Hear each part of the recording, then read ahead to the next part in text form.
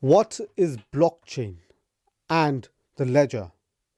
In simple terms, it's a database where no information can be altered, and it's something that the public can see. If you want to learn more, do stay tuned.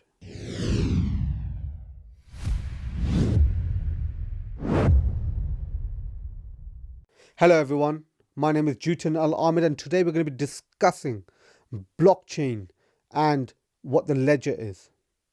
So, the blockchain is a decentralized database, a database or a process of a database where information is stored. This is something that you also call the ledger. Why? Any entry within the database is logged. Now, all the entries within the blockchain are actually distributed among a network. Other computers or other nodes, you can say, which hold this piece of information. Now, that piece of information verifies that this individual or this entity did what they're saying they did. Now, blockchain isn't something that's only based on crypto. Crypto uses blockchain technology. You need to understand that difference. Blockchain was actually outlined, I believe, in 1991. So it's been there for a while. Bitcoin, the white paper that Satoshi Nakamoto put out there, he used, or she used, the concept on the blockchain technology. One of the main use cases of blockchain is the fact that it does allow decentralized technology to be there. What does that mean? In the concept of Bitcoin, it is fully decentralized. It's all controlled by the community rather than a specific entity. Let's take banks, for example.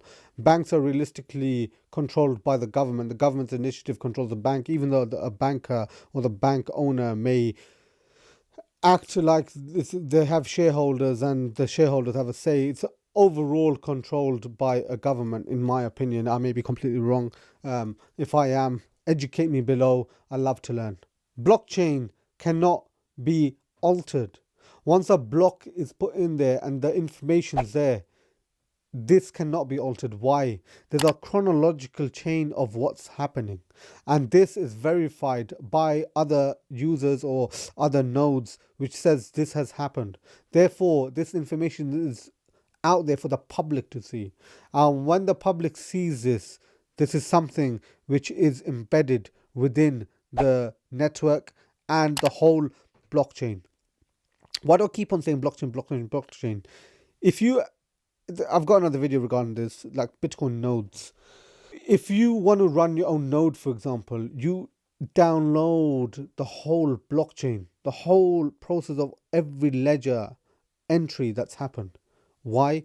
This is what allows the certainty to be there that nothing has been altered, because everybody has a copy of what's happened in the whole network. There's one thing, obviously blockchains ain't prone, they're not something that you can't do a cyber attack to. There's something that's called, I believe, a blockchain 51% attack. That basically means 51% of the nodes which are verifying transactions or verifying whatever activities happening on a network is owned by one entity. Therefore, they can alter the transactions. Obviously, this is something that is impossible now on the Bitcoin network because there's too many people. There's not just one entity that has a node. Everybody has a node, realistically. There's so many countries which have nodes. There's actually websites that you can see where the nodes are, who owns these nodes, and there's specific IPs dedicated to it. Therefore,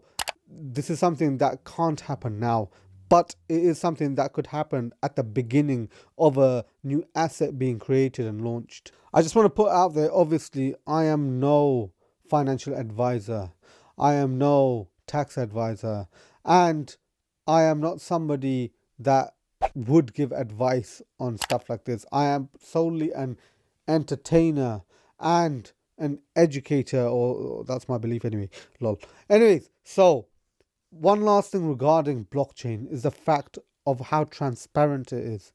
Because of the transparency regarding the public ledger being there, or people being able to see it, there's a whole audit trail. And this audit trail isn't only that people can see this and see any problems, but the fact that it's all done in chronological order, the system will audit it. If I, for example, just to make it easy for you to understand, if I, for example, sent you a Bitcoin and then I said, no, I didn't, I actually want that back, and I've taken whatever item that I've purchased from you, say a property, the blockchain is something that cannot be altered and lied about. Therefore, that transaction would have already happened. There's no way I can say, oh, I didn't do that when I signed the transaction with my private key. This is why storing your private key is something that's very, very, very important. Something that I always mention and discuss. Protect your private key. It's something that identifies you as an individual, something that allows you to be empowered to make the transactions, owning and controlling your own assets. Anyways, if you want to learn more about private keys, please do watch some of my other videos. Anyways, if you did enjoy this video, do pop a thumbs up, comment down below if you have anything that you want to say to me, or if you have any comments or any opinions. I like to read what people like to say. If you're new here, do subscribe to my channel. I would appreciate that, because I like seeing the number go up. Lol. That's actually the truth. Thank you. Anyways, lastly, let's not forget, together, let's break free from the shackles of modern slavery. See you all next time. Take care. I'd like to thank you for watching this video. Fun fact about me, did you know I am a Muslim? A follower of Islam. If you don't know what a Muslim is, maybe just pop a quick Google search in, or watch my introduction video to this channel. Anyways, if you enjoyed this video, do pop a thumbs up, comment down below if you have anything that you want to say to me, and if you're new here, do subscribe to my channel. Anyway, lastly, let's not forget, together, let's break free from the shackles of modern slavery. See you all next time. Take care.